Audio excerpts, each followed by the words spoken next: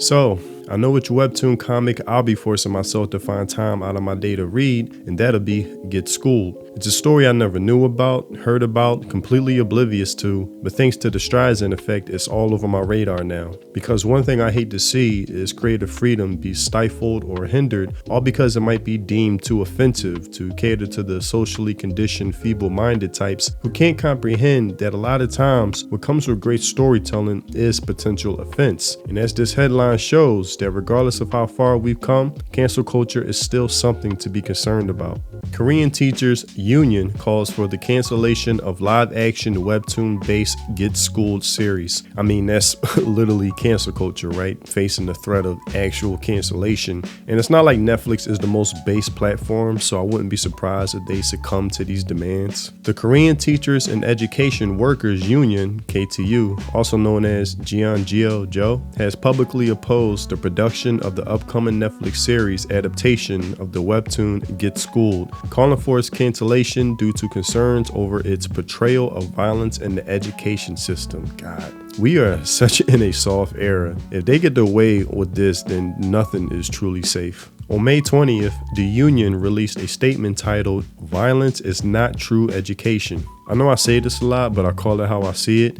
This is true activism at play. Whenever you see a slogan like this, it's meant to guilt trip you into supporting the cause because you're against violence, right?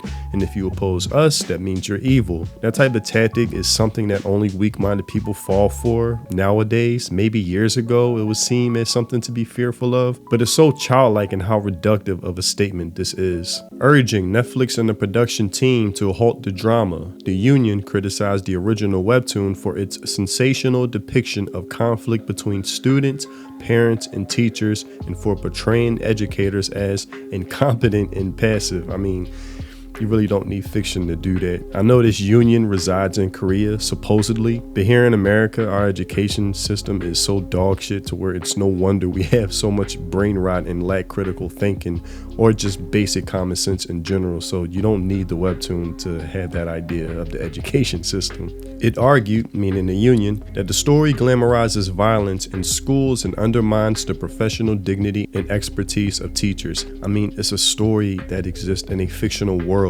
Why are they getting so offended by this? To me, it feels like they're projecting. Like, if you're a competent teacher, then you should have nothing to worry about. The issue with adapting Get Schooled into a drama is that it legitimizes violence by portraying a government-backed character who assaults students under the pretext of protecting teachers' rights, the union stated. This not only weakens trust in democratic conflict resolution within schools, but also distorts efforts to build a human rights-friendly education environment and restore public education. This is what I mean by being ideologically possessed. It forces you to only view things such as this piece of creativity through an activist political lens. KTU further emphasized that violence is not true education and that infringing on students' rights under the guise of teacher protection is unacceptable. It's a piece of fiction, a creative story, not a piece of legislation trying to get passed into law. To me, it feels like they truly fear something about this story, like something is being revealed. I don't know, because they are being way too extreme about this.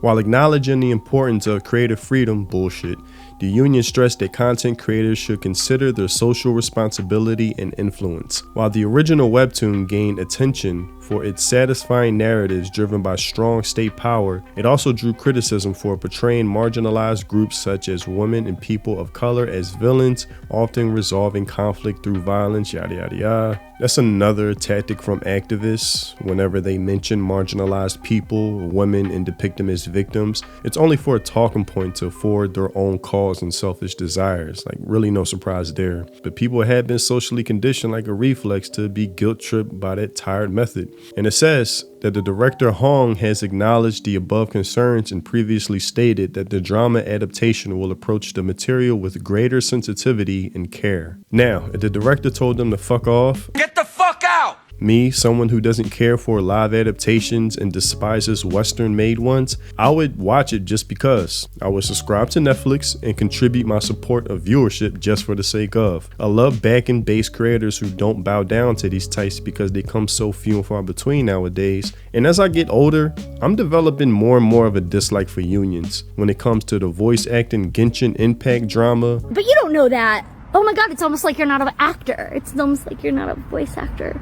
But bottom line is that both non-union actors and union actors in a video game want it to go union and have wanted it to go union for a long time. So nobody else's opinion that is super wrong anyway matters. The SAG and Actors Union in Hollywood, who recently are trying to sue Fortnite for the Darth Vader AI voice being used in their game, only looking to get paid from it even though James Earl Jones permitted Fortnite to do so. Vader, the chat is asking you which trilogy is the best in your opinion. The chat seeks my opinion on trilogies, such quaint diversions. The original trilogy demonstrated the Empire's might, and the prequels elucidated its fall.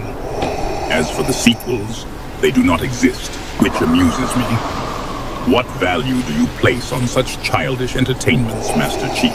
He said the sequels don't exist.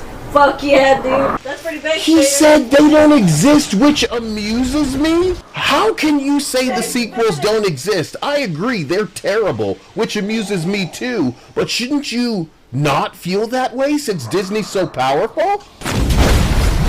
Powerful, perhaps, Master Chief, but I'm not swayed by corporate agendas. Disney, that the sequels are subpar, universally acknowledged. Should I feign enthusiasm for mediocrity? I can't believe what I'm hearing, dude. It's like, yeah, Disney owns me, but I don't gotta like their shit movie. Oh my god! Even Starbucks trying to form a union for serving coffee compared to when the idea seemed legitimate back in the coal miner days. These unions basically sound like a bunch of entitled brats, constantly making demands you give them more for minimal output. Even with one of my oldest brothers telling me stories of being in the electrical field when he was younger, how they act like a street gang and threaten you with violence if you don't join them. And you're gonna join them! From the way they act, you would think they would want me to dislike them continuously. But that's all I have for this video. Tell me what you think in the comment section below. Like I said, I will be reading this webtoon now, even if I have to force myself to find time, at least a chapter a day. The premise from what I've read so far really sounds good and interesting, so I am looking forward to it. And if you haven't already, check out my music on Spotify, links in the description. If you love those Samurai Champloo lo-fi mellow boom bap vibes, then my music is definitely for you. Thanks for watching, and I'll see you in the next video. Free think. Peace.